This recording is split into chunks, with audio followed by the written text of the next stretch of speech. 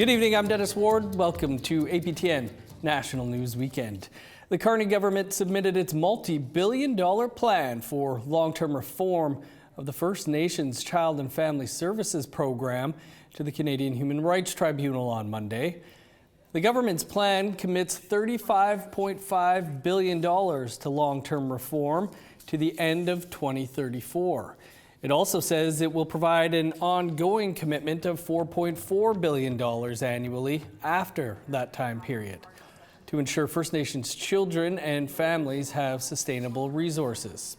At an Assembly of First Nations meeting in October 2024, chiefs rejected a proposed $47.8 billion agreement on long-term reform that had been put forward by the Trudeau government, saying it had been reached without enough consultation with First Nations. At a press conference in Ottawa on Monday, Gull Masti said the two agreements contain the same financial commitment from the government. Commitment that was put forward is one that we continue to maintain. The matrix of evaluation is now on 7 years, with the remaining balance of those funds to be at $35.5 billion. We have continued to fund the actual costs of child and family services from the time of the initial deposit of that commitment. So there is ongoing use of these amounts to ensure that we are able to support First Nations. You can read a whole lot more on the submitted plans to the Canadian Human Rights Tribunal over on our website, aptnnews.ca. A longtime 2S LGBTQ plus activist in Alberta says she was denied her claim from Indian day schools due to documents being sent too late. But she says all of the documentation was filed on time. APTN's Chris Stewart has more. Chevy Rabbit has a large presence in the LGBTQ plus community in Alberta. For over a decade, she has raised awareness of important issues with her Walk a Mile in a Ribbon Skirt and Hate to Hope rallies. Like many others, she suffered as a child in the Indian day schools. In 2019, the federal government announced a settlement for survivors, paying a minimum of $10,000. Chevy says she applied to Deloitte, the multinational corporation handling the settlement, and was told her narrative was missing, which is where you describe the traumatic events that affected you. I had some stuff that happened to me while I was going to school there, and I had to go to the teacher to go get facts on it, the fact that something happened to me while I was there, and I had to remember all of that, which I found very frustrating. She enlisted the help of Dorothy Simon, who says she has helped 1,500 people work on their day school and day scholar claims. And I even confirmed the resubmissions on her. I told her I track, I save copies of all of the files and whatever, and especially the emails, and it clearly indicates that the documents were sent on time. And complete. And complete. And now they're sending me back an email saying I'm declined for even the $10,000 because I applied for $100,000, and everybody I know was approved for $100,000. And it's just me that didn't get anything. Simon says everything was done properly, and Rabbit deserves her settlement, which she says should be more than $10,000. The date for last submission of incomplete forms was in June of 2025, after extensions. Simon provided APTN with an email showing the email was sent on January 10th of 2024, which included the trauma Chevy experienced. As far as this issue is concerned, she complied with the requirements of Deloitte, and she filed everything on time, and then we can probably prove. And as far as Deloitte is concerned, I don't see the reason why they should have denied them. Rabbit says this decision is not in the spirit of reconciliation. If you can't work with me, it says, what does it say about the company if you can't work with somebody who clearly is a progressive advocate fighting for Indigenous rights, and they claim to be a progressive company that's working with Indigenous folks? Well, why can't you work with me when I've given you all of the details, because I've given them everything they need? Deloitte has not responded to our requests for comment on this matter. Chris Stewart, APTN National News, Edmonton. A First Nation in British Columbia has entered into the acquisition phase of their 5th casino. APTN's Tina House has those details. The Nanaimo First Nation is in negotiations to once again purchase a casino, but this time it's in Coquitlam, BC, the Great Canadian Casino, formerly known as the Hard Rock Casino.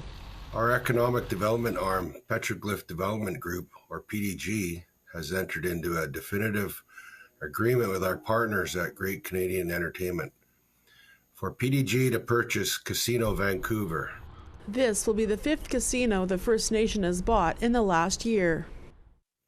Our casino business now includes Casino Nanaimo, Elements Casino Victoria, and our purchase agreements for River Rock Casino Resort and Chances Maple Ridge. We are honored to expand our economic portfolio in Coquitlam, and we do so with deep gratitude to the generations of Nanaimo whose big work, leadership, and vision made this moment possible. These opportunities are not taken lightly.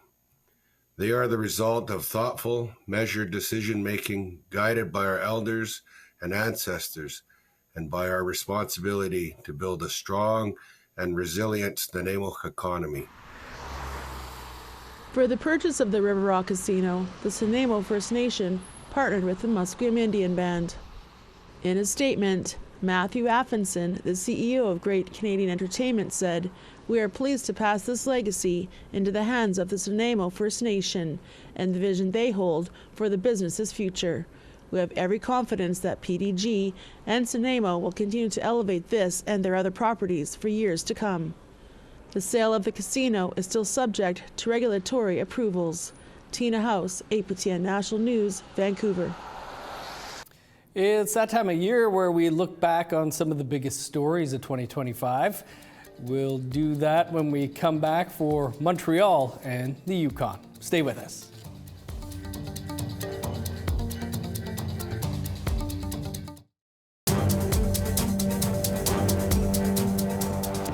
Welcome back. Our reporter Savannah Craig has brought us many stories from Montreal and across the province of Quebec over the past year. But her reporting has even covered major developments in Ottawa and Alberta. We take a look now at some highlights from Montreal and beyond from 2025.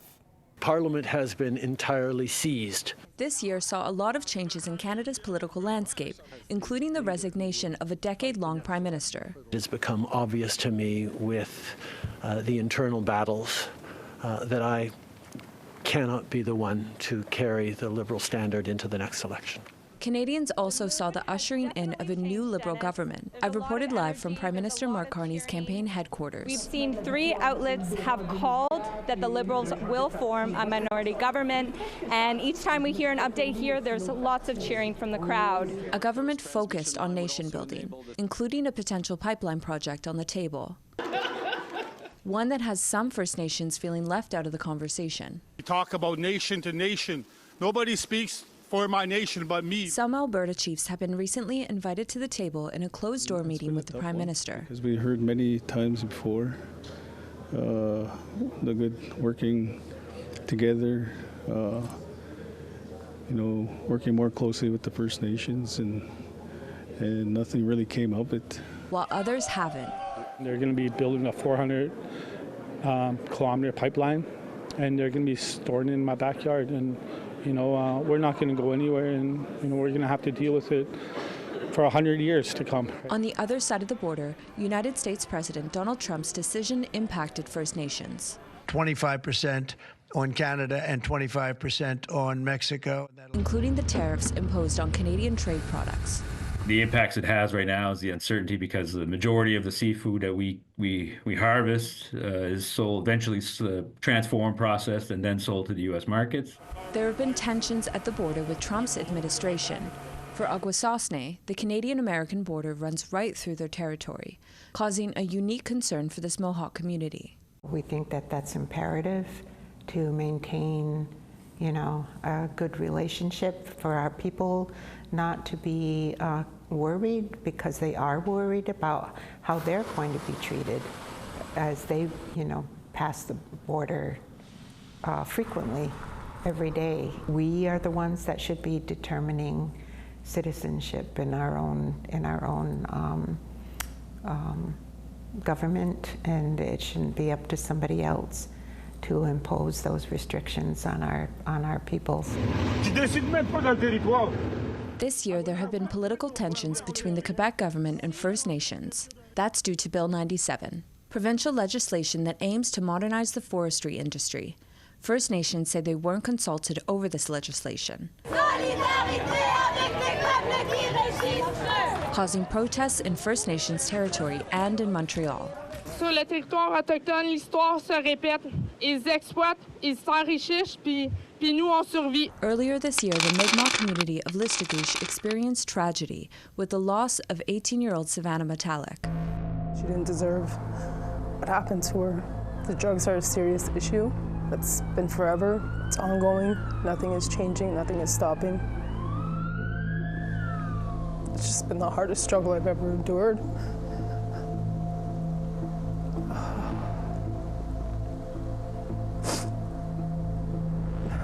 She shouldn't have died that way.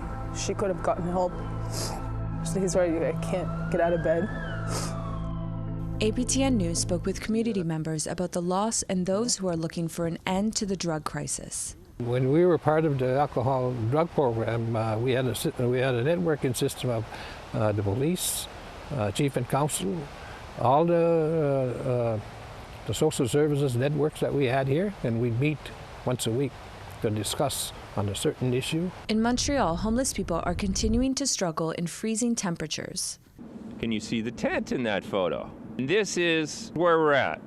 People are learning to hide better because we don't provide adequate resources for them. 4 years ago, Raphael Napa-Andre, an Innu man of Matamikush John, died. While experiencing homelessness, Andre hid in a porta potty due to a provincial mandated COVID-19 curfew.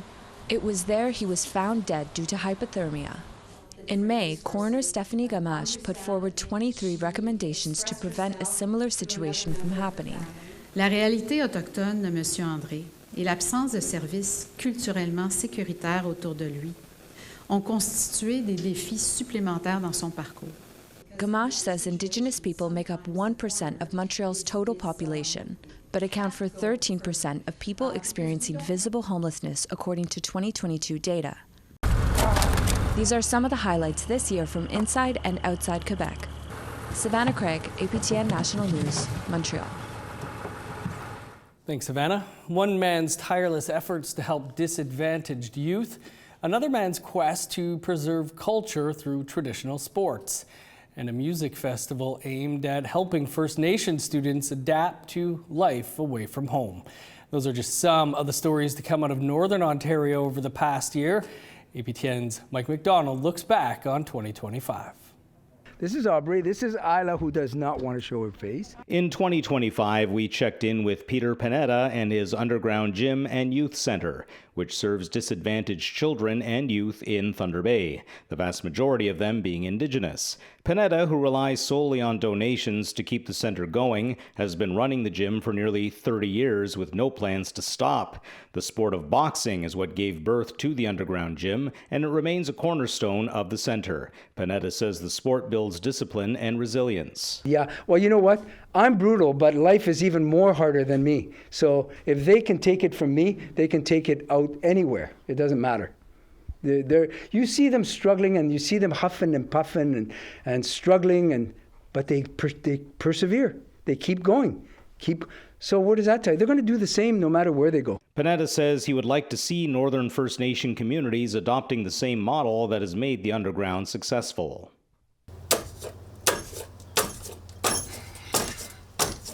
This past year, we introduced you to Frank Bello of Garden River First Nation, who is working to keep the tradition of lacrosse alive in his community by making sticks in the traditional way. Bello told us the game we know as lacrosse was played on Turtle Island long before European contact, and around the same time, similar games were played overseas, which he says points to a spiritual connection. Part of that dream we all got. Everybody got a vision to make to play a game, but we all interpret it in our own way. We follow the process of making a stick, which takes at least a few days beginning to end, not including the time it takes to find the wood. Back in Thunder Bay, organizers of the Wake the Giant Music Festival celebrated another successful event, which serves as a fundraiser and awareness campaign for Dennis Franklin Cromarty High School. The school hosts a number of Indigenous students from First Nations communities in the far north, many of whom are away from home for the first time. Musical acts such as Crystal Shawanda of Wikwemikong First Nation, the tragically hip cover band The Poets from Moose Factory, Ontario, Neon Dreams, Prozac, and the Black Eyed Peas performed at this year's festival. Mike McDonald, APTN National News, Thunder Bay. We'll continue our look back on the year that it's been coming up after this quick break. Stick around.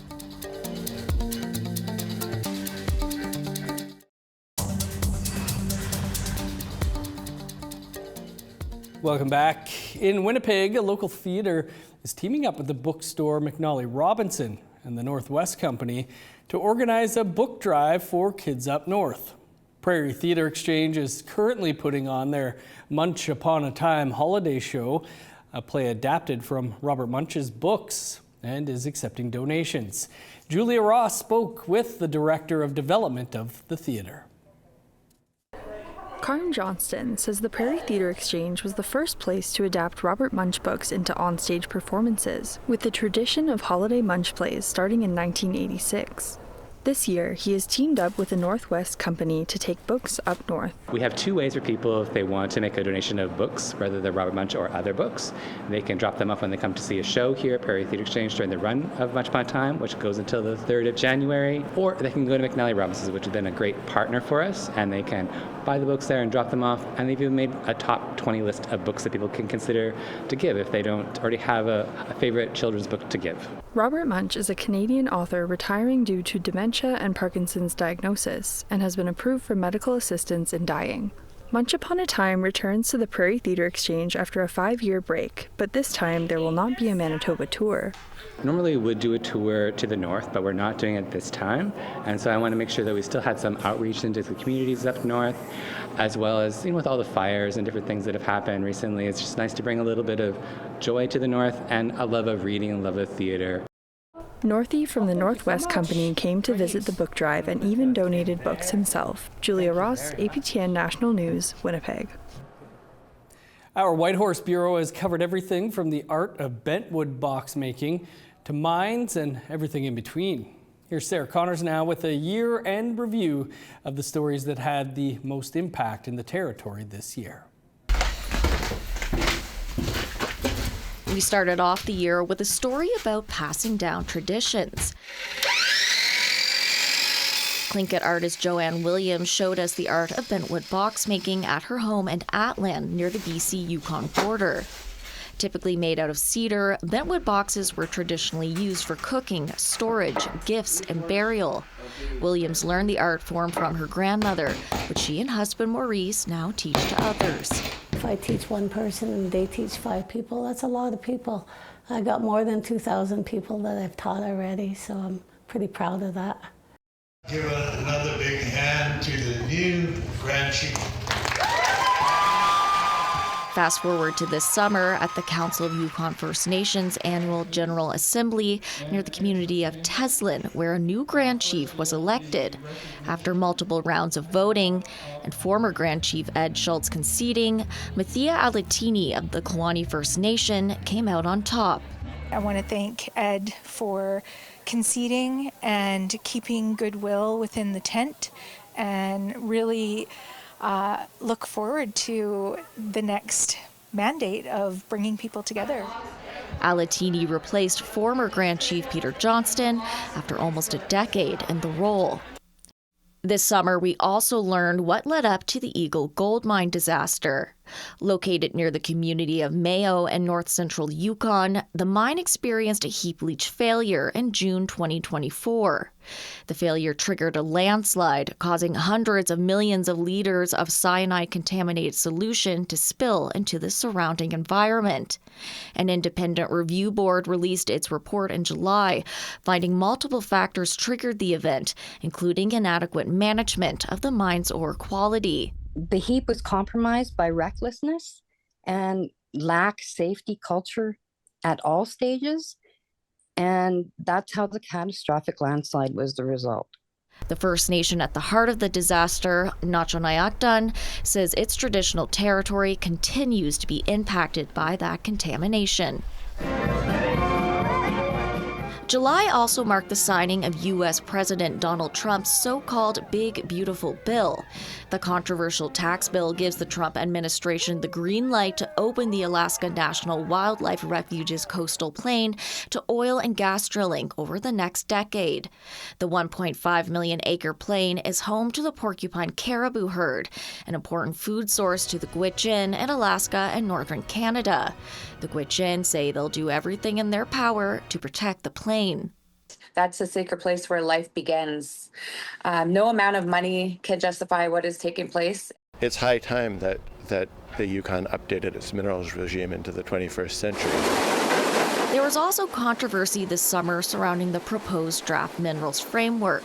The Yukon Liberal government worked alongside First Nations to develop new minerals legislation, which will eventually replace the territory's current laws. But a handful of First Nations spoke out against it, arguing it doesn't go far enough to overhaul the Yukon's minerals regime. To make matters worse, the government accidentally released the embargoed document to the media.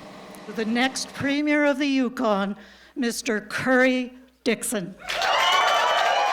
Speaking of Liberals, the governing party was ousted by the conservative-leaning Yukon Party during an election in November, breaking nearly a decade of Liberal rule. The Yukon Party won 14 of the territory's 21 seats, securing a majority government. Party leader Curry Dixon is the first premier born in the territory. What a night and what a result. Tonight, Yukoners chose to move on from the status quo. They chose a new path. They chose change. Near the end of the year, we brought you a story on what could be the biggest mine to ever operate in the territory. Western Copper and Gold's proposed casino mine in west central Yukon is the first to ever undergo a panel review, the most rigorous form of review in the territory. It recently submitted a 20,000-page statement to the Yukon's Environmental Assessment Board outlining the pros and potential cons of the project. But at least one impacted First Nation told us they're not convinced the project will benefit their community. There's the environmental and pressure that we're going to feel when the road opens. That's your 2025 year in review. Sarah Connors, APTN National News, Whitehorse. Thanks, Sarah. And that is all the time we have for your APTN National News for this Saturday. We hope you had a super spectacular holiday season. Of course, we'll be back here on Monday at 1 p.m. Eastern Time. You can always stay up to date with the very latest anytime by visiting our website, aptnnews.ca. I'm Dennis Ward, Marcy Miigwech. Thanks for being with us. Enjoy the rest of your weekend.